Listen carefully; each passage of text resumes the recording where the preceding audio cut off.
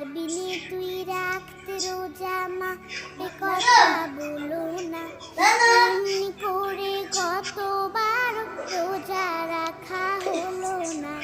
পারবিনি তুই রাখতে রোজা মা এ কথা বলো না এমনি করে কতবার রোজা রাখা হলো না ওই দেখো মা চাঁদ উঠেছে রমজানের চাঁদ সবার শুনবে এখন এই খুশির সংবাদ ওই দেখো মা চাঁদ উঠেছে রমজানের চাঁদ